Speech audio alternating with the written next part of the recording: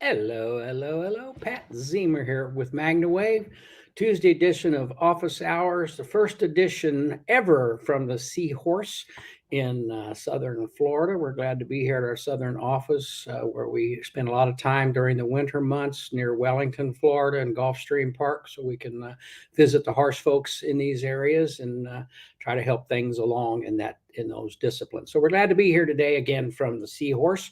That's the name of the office that we have here in Florida. So I'm glad to be here. We're here to answer your questions, whether it's about machines, protocols, whatever it may be. If you have a question, post it in the chat box and we'll get it here and I can answer the question for you. If you'd like to talk to me, just send a text to 502-414-3436. That's 502-414-3436. I can give you a call back and then we can have a conversation about whatever it is that you're wanting to discuss with regard to PEMF and MagnaWave. So a lot of good things happening, a lot of stuff going on. Hazel's with us this morning. Let's see who might be joining us thus far. Tracy's with us.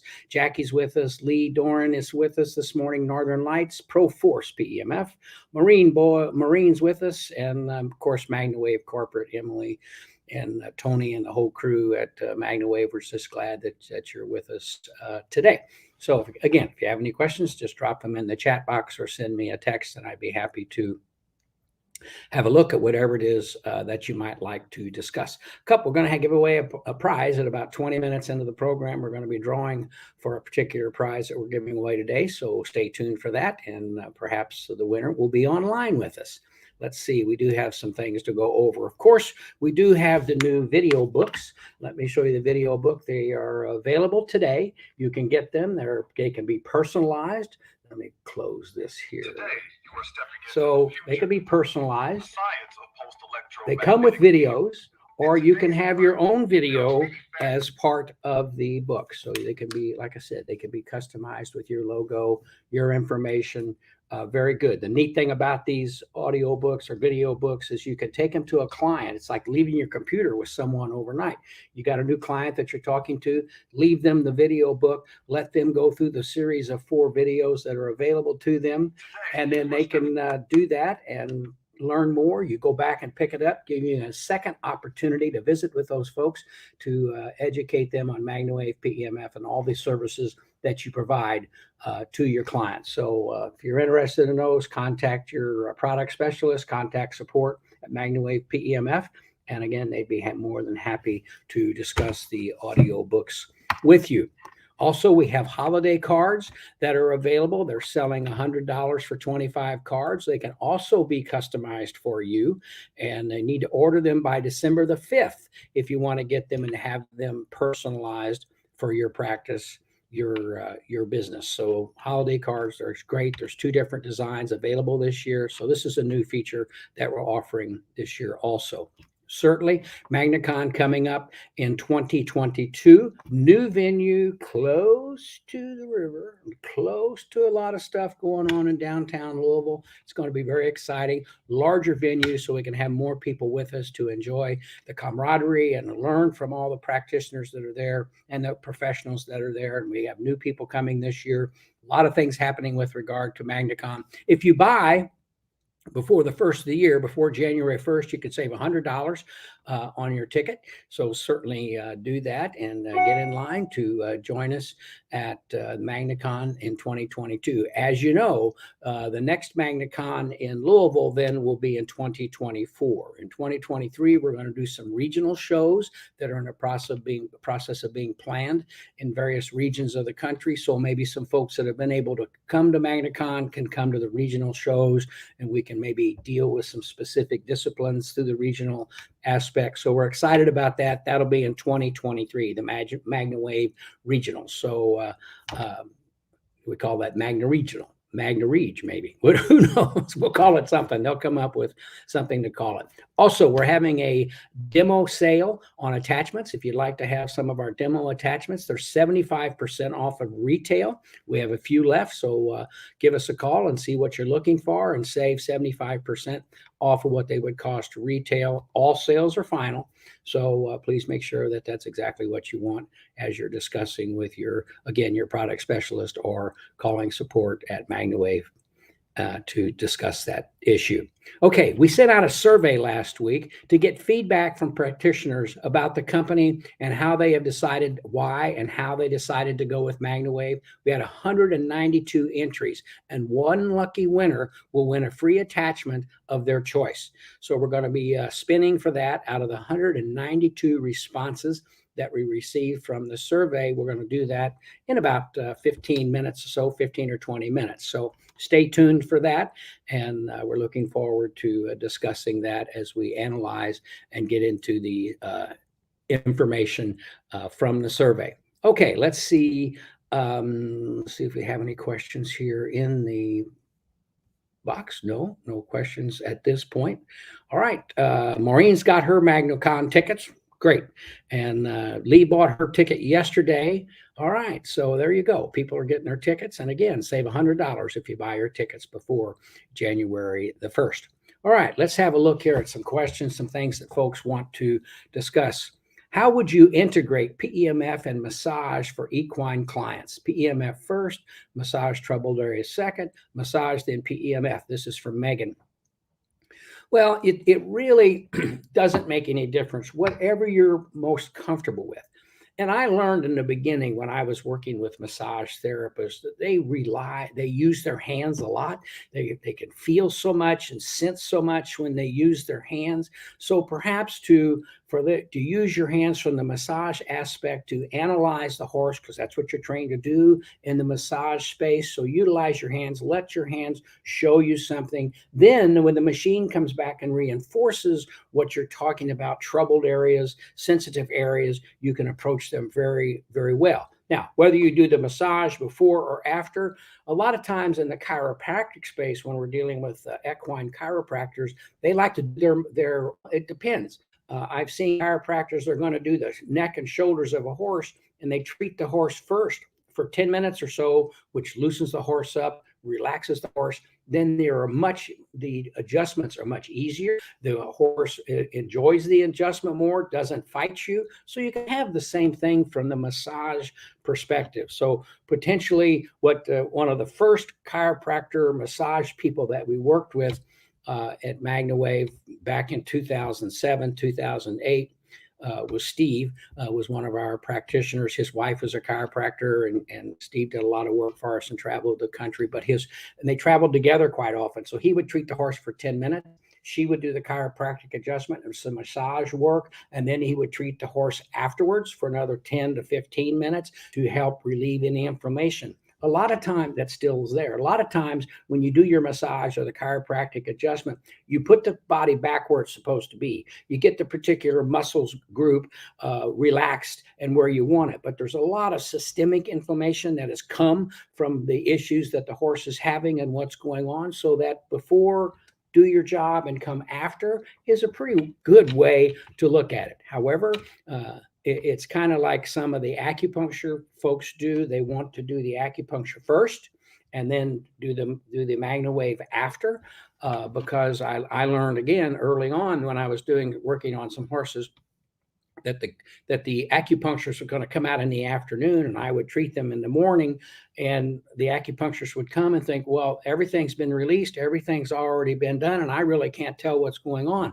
In that case, we allow the acupuncturist in the future to come first, let them do their job, figure out their acupuncture, do what they wanted to do, and then we would follow it up to, again, help with additional inflammation reduction, relief, relaxation for the animal. So that's kind of how it was approached at that point. You have to know what you're comfortable with and approach it in the manner that is best for you to handle that and go forward with that type situation. It really doesn't make any difference. It's just what you're really comfortable with doing. We've had acupuncturists that are so secure in their acupuncture and what they're going to do with the animals that they know and they treat all the time that they don't care. Do the MagnaWave, do the PEMF first. I'm still going to come back and use my acupuncture to release the meridians, and do all that type of stuff because I'm confident. I know what I'm looking for and how to do it. Again, it's your personal professional experience. It's your level of comfort with what you're doing. Just the main thing that you want to do is be confident.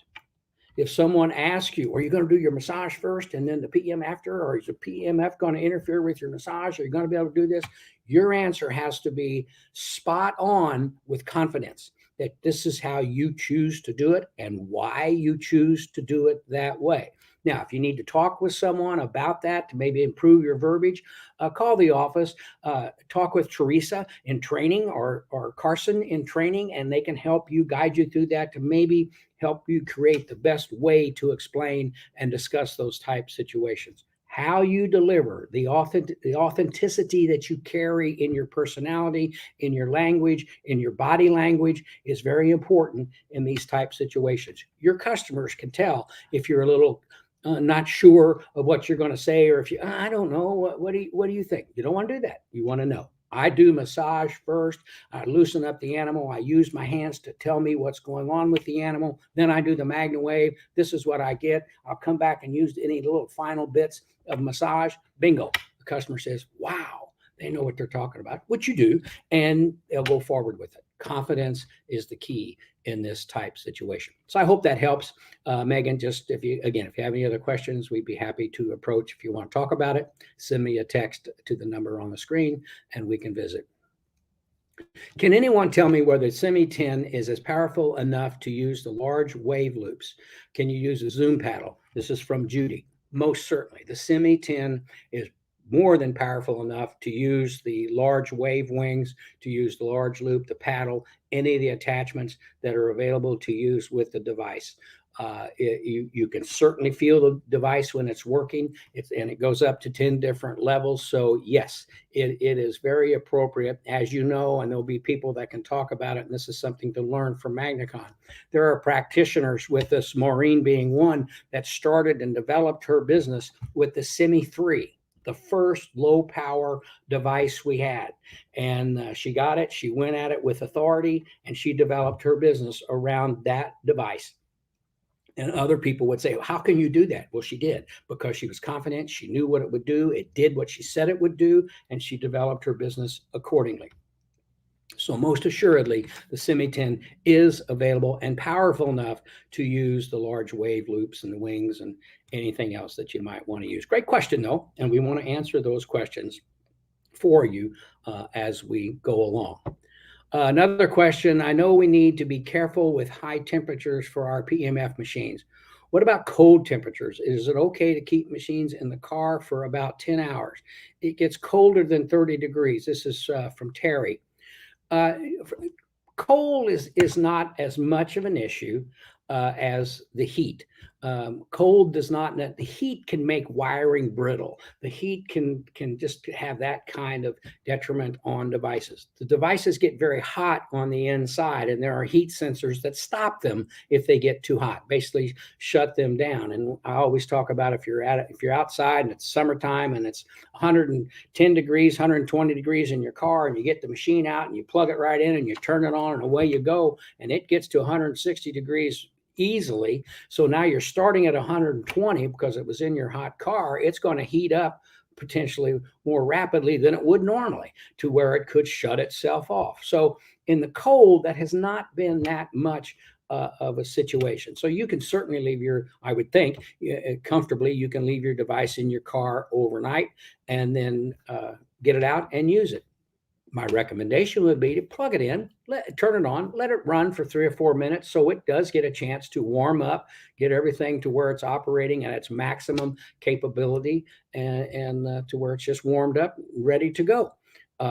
So that's how I would take a look at that. Now, certainly, the problem though with temperatures, cold temperatures, if you are in sub-zero type of temperatures, things don't necessarily, I guess they could say they're brittle, but something that's frozen can crack or break or, a little more easily. I mean, I've had machines that you could take down 12-inch steps, boom, boom, boom, boom. The next day you go out, you go down a 1 brick, 3-inch little walkway, boom, something breaks. It just depends on a lot of different issues in the devices. There's a lot of wiring. There's a lot of hard surfaces in there. So there are issues that could be.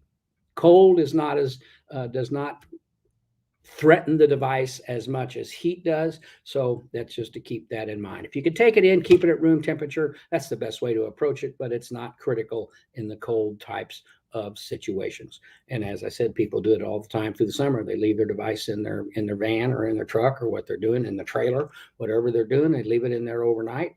Certainly in most anywhere in the country, it cools down overnight, so it's not as much as an issue. The biggest issue in the heat is when it's 110 degrees outside and 140 degrees in your car, and now you got a device that you're going to want to use that wants to be at 160 or 180 degrees comfortably, and then all of a sudden you're just shortening the gap for proper usage of the device.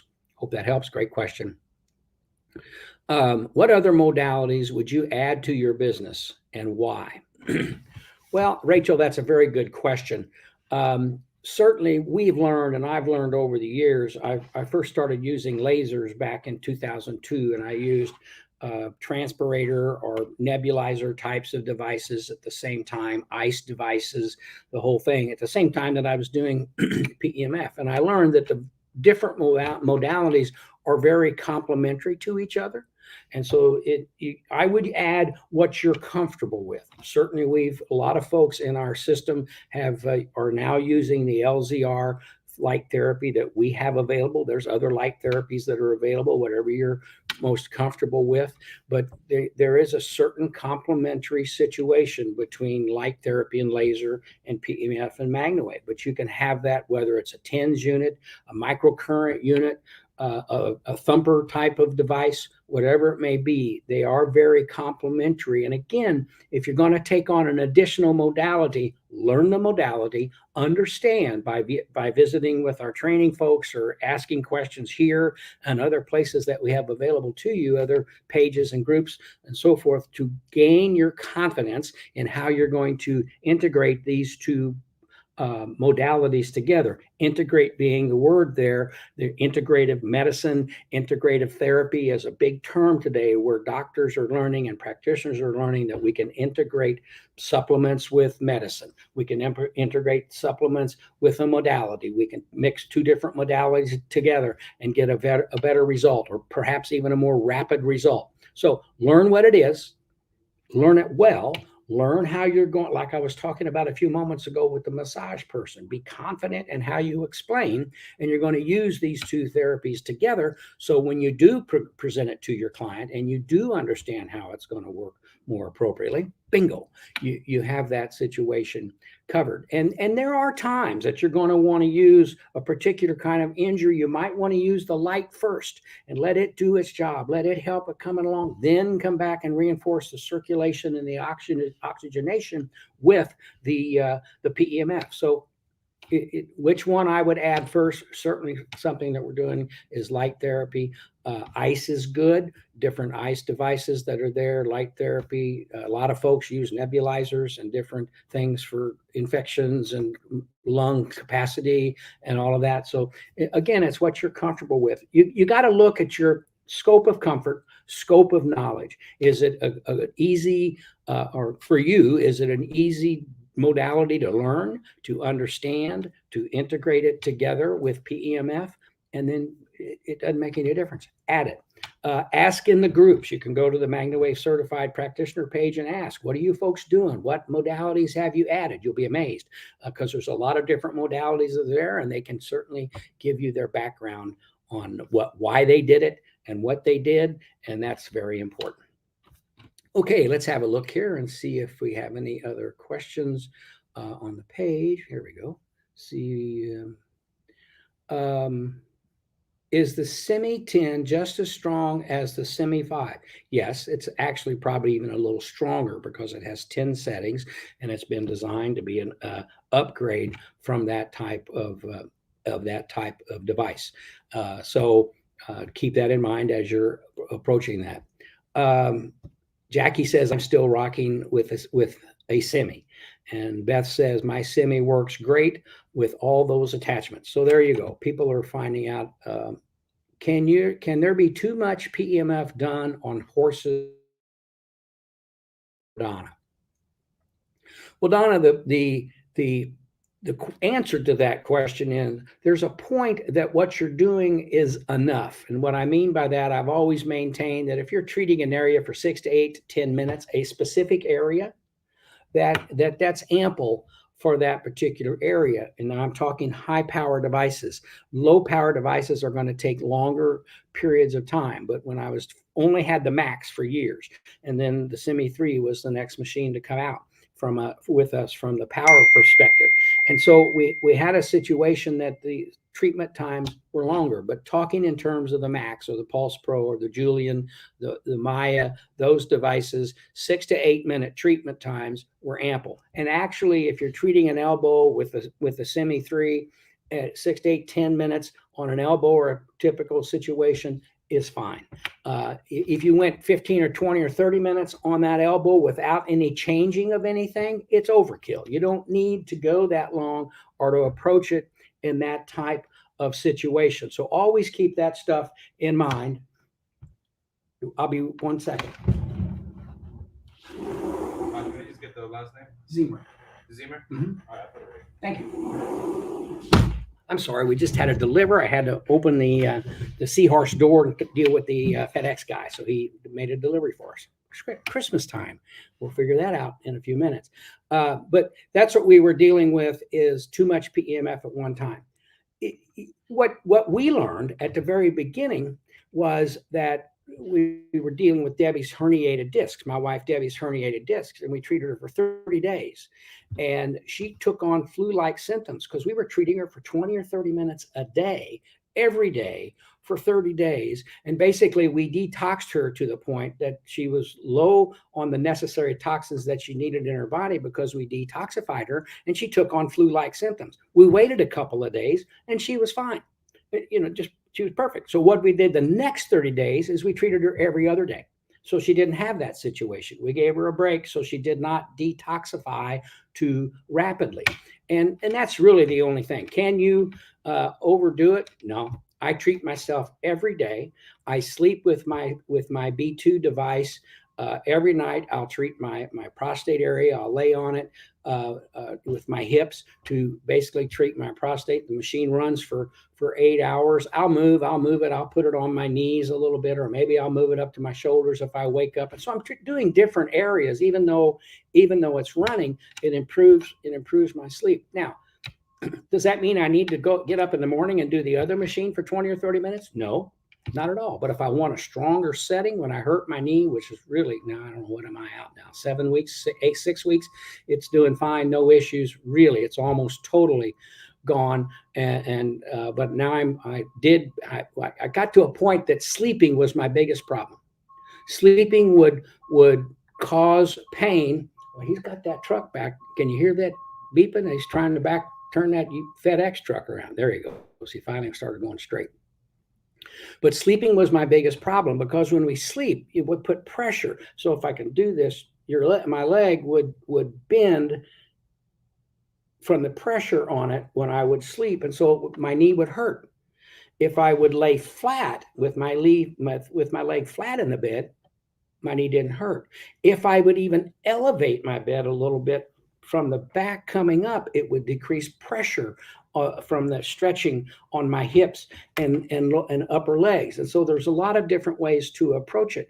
And so, but when I got to the point that the sleeping was my problem, no problem during the day unless I created pain sleeping, and I woke up with a problem, and then the more I walked, the more it persisted. So I began to get back to my B2. I slept with it, and so I would, as I changed, I would treat it from one side. I'd treat it from the other side. I can't lay on my right shoulder comfortably because it's on my left leg, and so there's more flexation in my leg. And I'm just going on here, but I'm trying to get to the point that as to how much helps. Is there too much? No. I treat it for 8 hours. I lay on it and I change the locations, change the directions. I get up in the morning. It's good. I was able to sleep better, and then I can go better through the day until I do something stupid and wrench it a little bit or something, because it's going to take some time for that area on the MCL to really get rid of all of the swelling and the whole 9 yards. But at this point, 6 weeks in to something that could take 12 to 15 weeks to heal is what they're telling you. I'm pretty happy with that type situation. So to answer your question, can you do too much? No. Do you need to do a whole bunch? No. So it's just it's whatever's working, whatever plateau is there. If you've learned, and this is where you need to learn on yourself. If you've learned that you treat that sore shoulder of your own, or you treat your horse's stifle, or you treat the horse's shoulder, and you know that a good 10-minute treatment to that shoulder, and then 5 minutes overall body, or whatever, 15 minutes overall body, and 10 minutes on that exact shoulder. If that works, that's all you need to do. You don't need to do 30 minutes on that particular shoulder, because the whole body, all the blood, all the oxygenation is going to come to that area anyway. So there you go. Hope that helps as well. Let's see. Still rocking with the Semi 3. How would you explain to clients the difference between an Acuscope and PEMF in the equine world? There is someone in my area who is continuously downgrading PEMF. Okay, we've talked about complementary modalities, and those two devices can certainly be complementary. The Acuscope is used to determine what's going on. It's used to apply therapy to an area and to go forward. What typically would happen is you have somebody in your area who has an Acuscope. They don't want to learn another modality. They don't want to pick up another modality. They're convinced that their modality is the only modality. So they'll downgrade or degrade the other modalities in the area, or in their neighborhood, if you would. And I learned a long time ago that doesn't make any sense. It doesn't work for the long haul, and I wouldn't recommend anybody to do it.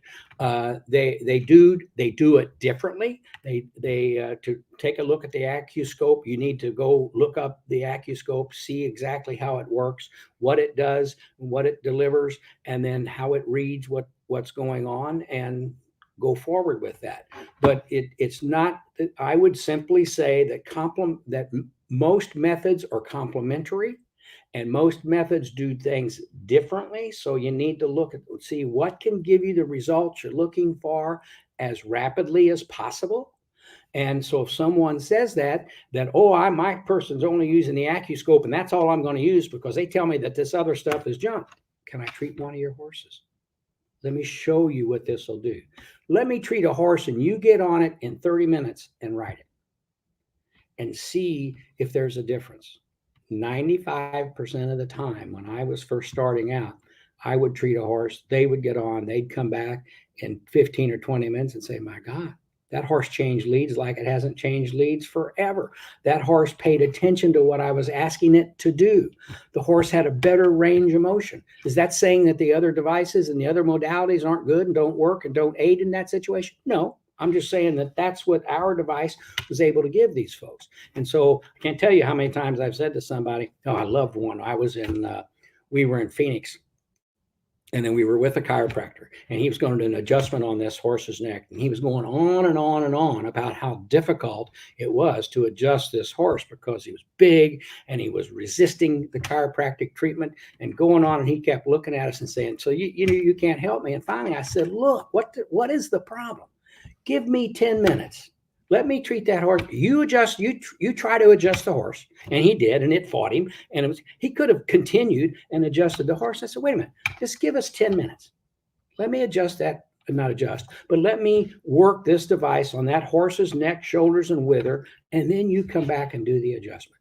He was blown away that horse allowed him to hold his head, grab his neck, position his hand, do his job, and perform his adjustment that just 10 minutes before the horse didn't want him to touch him in that particular area. So point being, complementary methods can work together when they're applied at the best time to be better used. You learn that with experience. Perhaps you need to call the person with the Acuscope and say, hey, let's talk about this. Let's work together. Use one of my stories. Talk about the acupuncturist and when to do it after the acupuncture or before the acupuncture, and how there's things that can blend together that everybody can work together.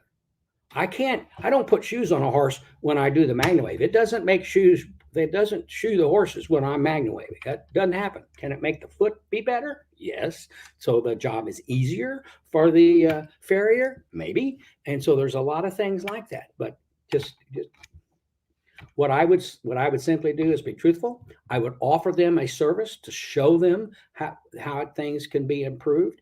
And don't say, well, let me show you after that you've done your Acuscope, and then I'm going to make the horse even better than that, which could very well happen. But, say, give me a horse. Let me show you what this can do. And then at one point, let's do this and then do your Acuscope and see how that maybe even makes things better. Or do your Acuscope and now let's come back and use some PEMF. Could be very complimentary, could be very beneficial to the animal and certainly to your client. You all want happy clients. Well, the last thing the Acuscope person or the massage therapist or the MagnaWave person wants is a client that for whatever reason decided, well, it's not working on this horse, so I'm not going to use it on any of my horses, and thank you so much, we're done. Nobody wants that. So we have to be able to talk through that and take people down that road to be happy in what they're doing. Okay, I see there's a couple other questions here, some more folks with us. But let's see if Tony wants to do the drawing at this point. Where are we on the drawing, Tony, for the survey? Is Tony there? He was going to send me a text. Did you send me the text, Tony? Or did I miss it? Whenever you get to a breaking point, that's what I was saying for you. Yep. Okay. So how are we going to do this? You're going to spin it up? I think he's getting it ready. We'll see. Let's see here. We do have another question. Let me come get ready for that. It's here we go. Here's the spin. And it's going.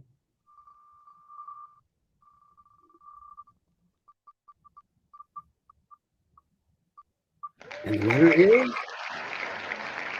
zzandes@yahoo.com. zzandes@yahoo.com. Who is that? We don't know. I don't know. All I'm seeing is who the winner is. zzandes@yahoo.com. If you're with us on the call, raise your hand or say hello. You're going to win the attachment of your choice. That's pretty cool. Thanks, Tony. Appreciate it very much. Great deal. We appreciate everybody who did respond to the survey and are joining us today on Castbox also. Let's see. It's got a question here. Treating my dad the other day, we were working on his mid upper back with the MagnaWave and started felt like he was working in his heart. Could that be because maybe he may have a small blockage or one forming that is trying to break it up? He has no history of heart problems that we know of. Well, it's not unusual for someone to feel, if you're treating the back, to feel it in their chest and the pulsing, and certainly the feeling it in the area of the heart.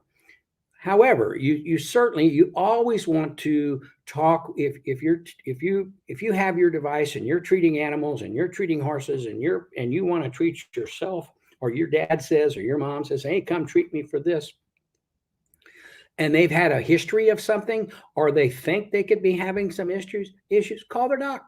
Have them call their doc. Hey, this is what I want to do. My back's bothering me, and my daughter does this, or my son does that, and we're going to treat this. Do you understand this? And more are understanding it every day, and so you certainly. But it's not unusual to feel that and feel the pulsing in your chest cavity, in your lungs, around your heart, and the whole situation. Over the years, and certainly studies have shown that there's no damage, no issue with the heart and the other organs in the body from receiving this type of therapy in their animals, or whatever the situation may be. But certainly you always want to verify what you're doing and how you're doing it. And we've had that conversation with blood clots. If somebody has a blood clot and they're being treated for something and they're taking blood thinners because they don't want to have clots form, or they're afraid about clots breaking up, you don't need to be treating them. But if they're in a situation that they've had a blood clot in their leg for 10 years and it's not going anywhere, and the doctor lets them run and bicycle and exercise and do all this stuff, you're not going to have any effect on them either in those types of situations. So if there is a question, certainly Sierra, contact your doctor and just go over it and discuss what's happening. All right, Joe, good morning. Beth, hello. Let's see. Zoe Zanides, is it Zanides? Zoe Zanides is the winner. Great. ZZ. That's where we got the ZZ. Perfect. Let's see. Congrats, Zoe. Yes, congratulations, Zoe. Let's see if we've had any information over here on the call line. 502-414-3436. If you'd like to visit with me, send a text to that number, 502-414-3436. Put your question in there, your name in there. I'll call you right back. We can have a conversation accordingly. All right, let's see here. It's 12:30. Let's see if we have any other questions. Let me come over here to some other questions that we received. What are common horse ailments that MagnaWave can help with? Well, you have to come back to the basis of what MagnaWave helps. MagnaWave helps the body produce ATP, which is the energy, which is the fuel of the body. MagnaWave helps oxygenation in the body. It helps the body better deal with the oxygen that's available. It improves the uptake of oxygen into the cellular membrane and the cells themselves. It doesn't create oxygen. It just allows the body to better handle the oxygen that's there by making the cell wall more permeable. It helps the blood flow. We need good blood flow. Bad blood flow is when we get a lot of rouleau, when the blood cells stack up like a row of quarters and they can clog and they can do things and they don't circulate the way they're supposed to. Cells should get, if a cell is like this, it should get oxygen on the top and the bottom and the sides and the whole 9 yards. When they're stacked up, they can only get oxygen on the sides. They can only get nutrients on the sides, and that makes it difficult for them to do what we want them to do. So the MagnaWave allows them to break apart, to be in good health, so they can better help the body heal itself. Now, with that said, what common horse ailments can MagnaWave help with? Well, the basic issue of this process I just described is inflammation reduction. All pain comes from inflammation. And so, and a lot of diseases flourish because they cause inflammation. They cause inflammatic states of organs and things going on. So they become dormant. They become ill. It slows down their function. They start to atrophy. They go away. You die, whatever, or you get very sick. So you want to have as best cellular health, cellular function, cellular usability, or resilience is what we're really trying to do. Help the body cell be more resilient, be more healthy, be more able to do their job. Now, what that means, inflammation reduction. Arthritis is a result of a calcium buildup in the body that makes the nerves, that rubs on the calcium, they get sore, you start moving, soreness increases, you don't want to move, bingo, arthritis. So we want to be in a situation that can reduce that inflammation a little bit. We want to, with good blood flow and good oxygenation, we can slow down the buildup of calcium. We don't control that. There could be any number of factors causing the calcium buildup on the animal's joints or as the animal is going through, but we can, with good blood flow and good oxygenation, slow that down, retard that situation from coming. So the arthritis will not progress potentially as it would normally. So, anything that has to do with inflammation, and so those elements can be ulcers in a horse's gut, in a dog or whatever, is an inflammation, is a sore, is something going on that needs good oxygen, needs good blood flow to heal.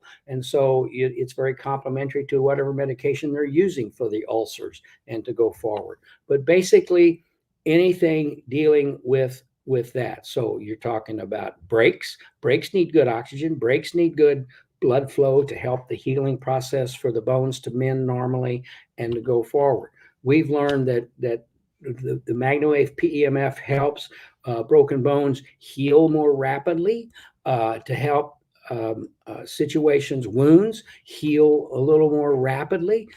So it's a better recovery period for the animal. So I don't want to say anything, but I do want to say most everything. Commonly, you're talking about joint issues. You're talking about shoulder soreness. You're talking about compression injuries or compression issues to the hoof and the feet from jumping, from just going across very rocky areas and causing some discomfort in the feet. So any of those generalities are there, and those are the common ailments that an animal will have.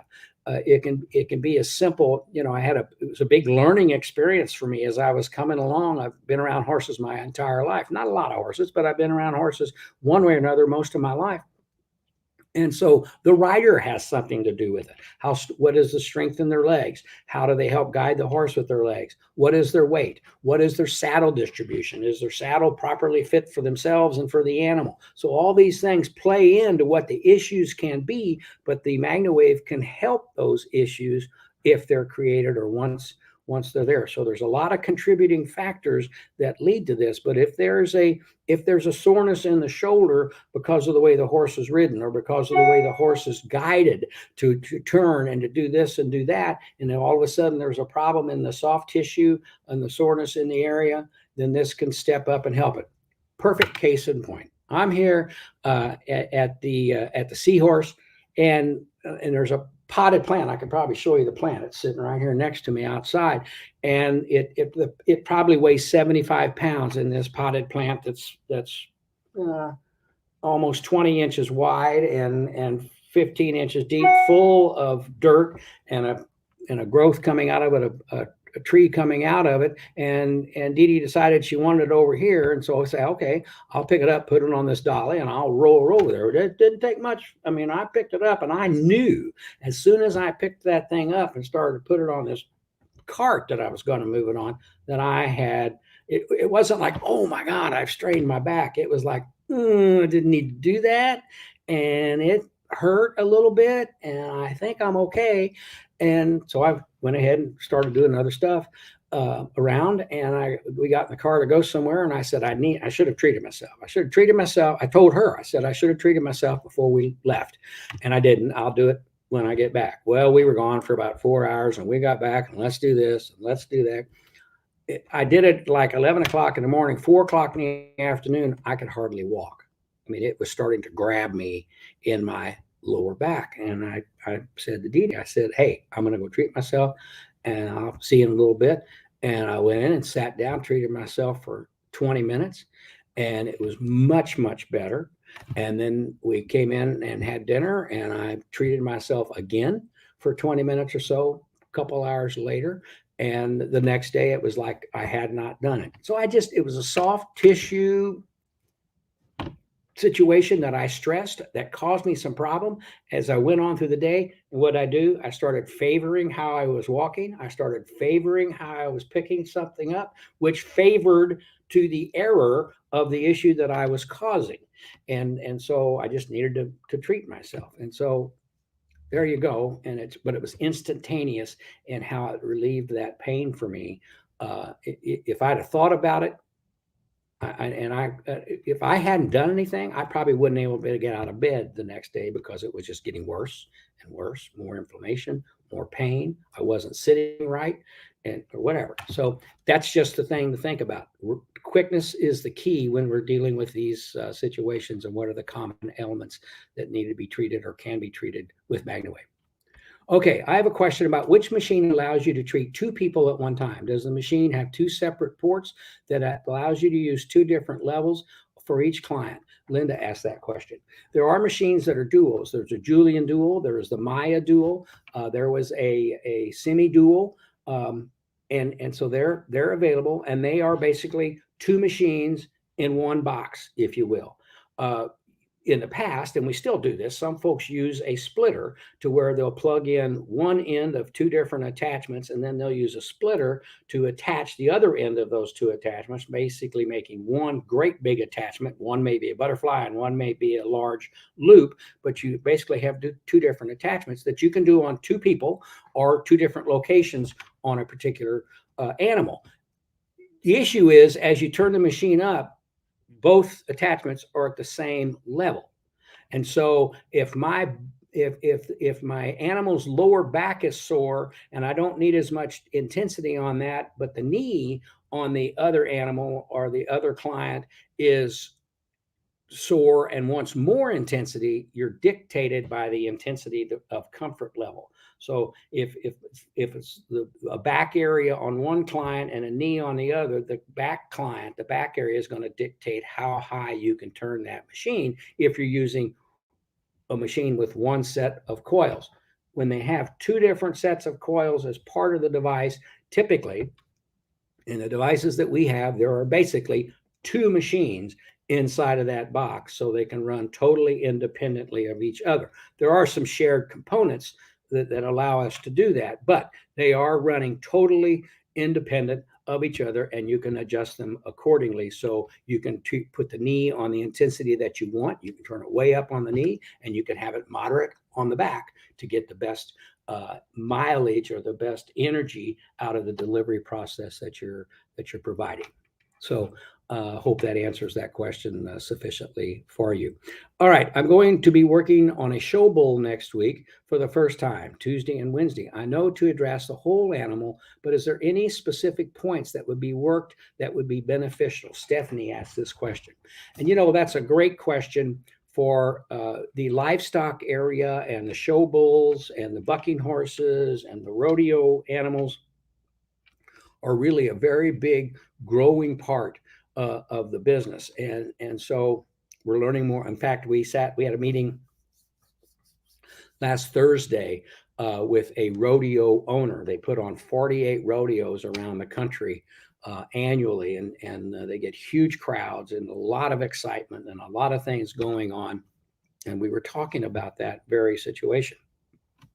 We have specialists within our company that work on bulls and understand the bulls. And my answer to you would be to contact Teresa in training and ask her what may be the best. Certainly the overall body. The owner's going to know. We were talking about with these bulls, can you put them in a chute, in a squeeze chute, or in another type of area? They're a lot different than treating a horse. There are different dangers, areas that you can approach, that you want to be very careful as you're approaching these areas. So it's very important that you do that. And how you apply to those areas. It's not like you can just walk up and treat their ankle, or you get cow kicked and whatever the situation. So you got, what's more important is how to approach the animal, and that would be through the proper training. That would be through asking some of those questions. If you've never been around a show bull and this is the first time you've done it, please call the office, talk with some of the people that do this regularly,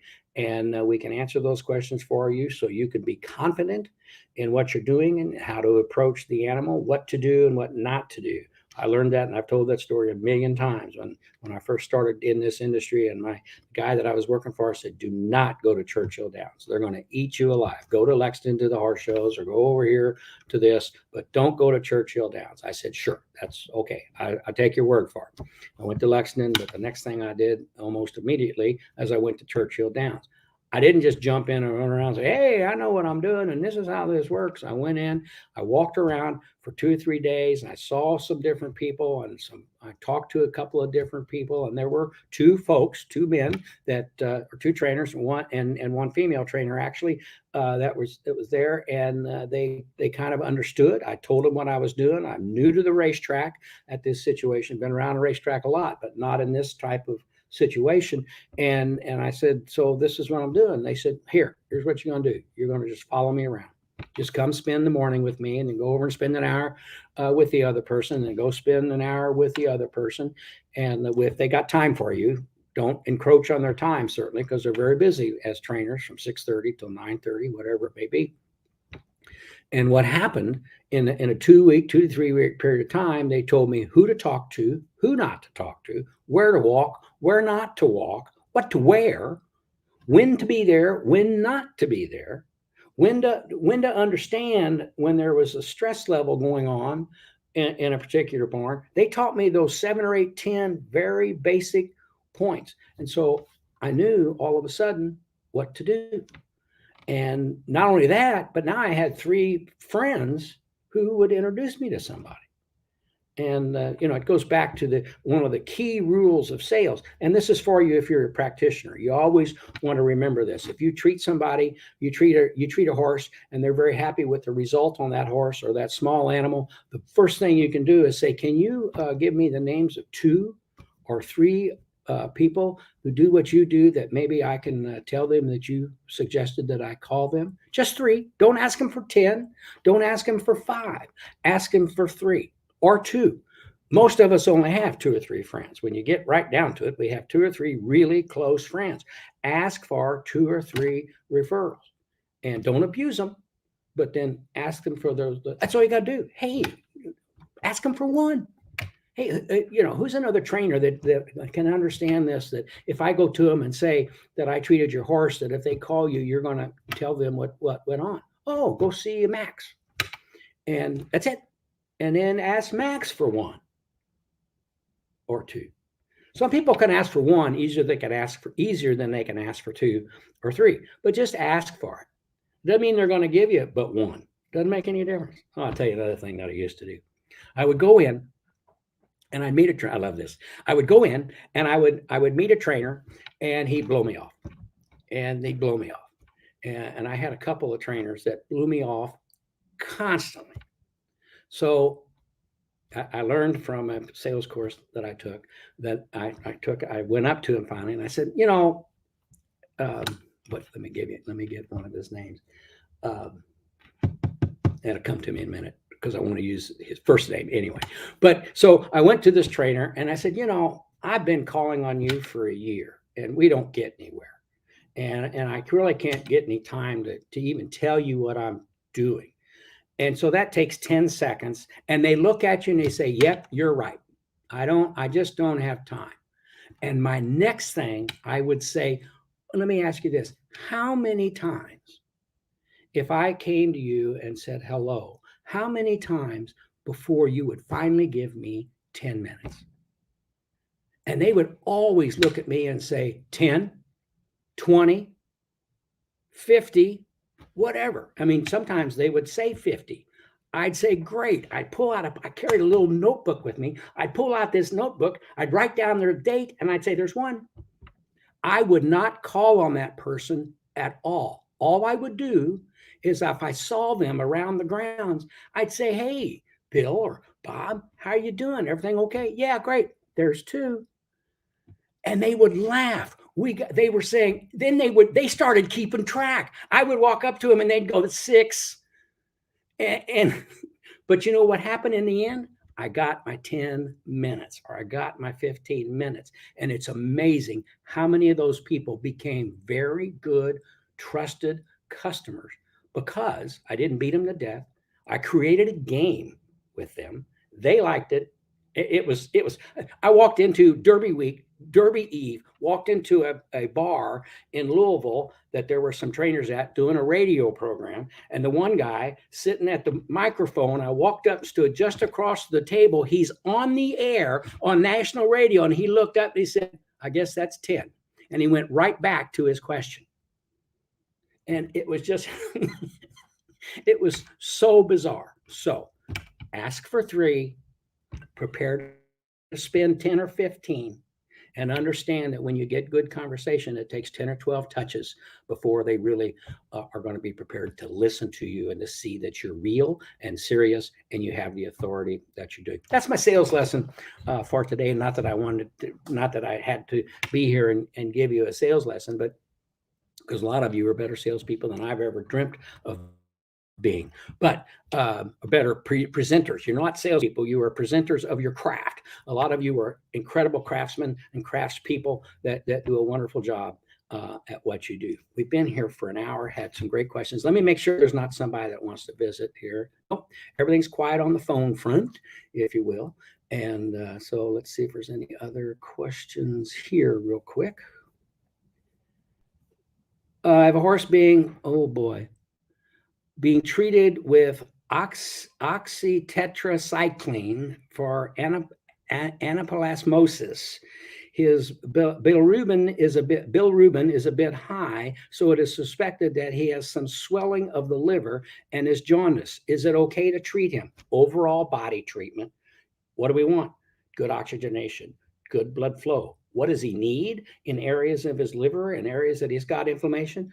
Good, healthy blood cells, good nutrients in the blood to help that situation along. They're giving him medications. They want those medications to work. We understand that if you treat that animal and they're giving medications, that you're going to improve the metabolization of what's going on with the medications and better, maybe get a better result of what they're doing. So most certainly to be able to approach that whole animal. But again, it's a whole body treatment that you're dealing with in this situation, because and I'm just going to quickly say this. I used to treat the whole upper body, didn't do the legs or the feet unless there was an issue. I'd always ask, how's the knees? How's the hocks? How's the feet? Everything okay? Yeah, basically everything's okay. And because I knew that by getting good blood oxygenation and good blood flow throughout the body, where's it going to go? To the fingers, to the hands, to the toes, to the knees, to the feet, to the ankles.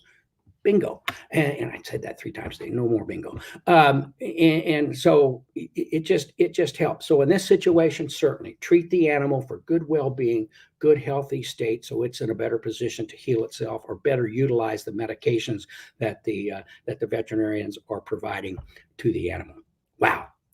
Good time today. Good stuff going on. No other questions there. So I'm so glad you were able to join me. Things moved along well. Got a good winner. ZZ Zandies is the winner of the free attachment, and that was cool. And so thanks for being with me and with you today.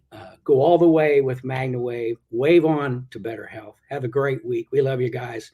See you later. Bye-bye.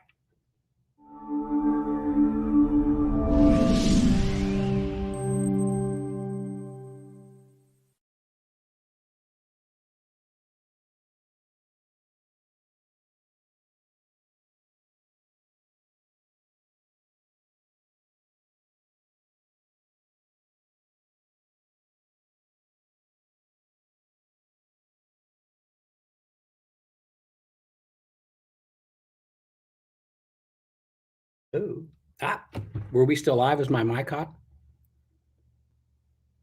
We're still on. Hi, folks. I can't stop it. It says we're still live. Are we still there? Yep.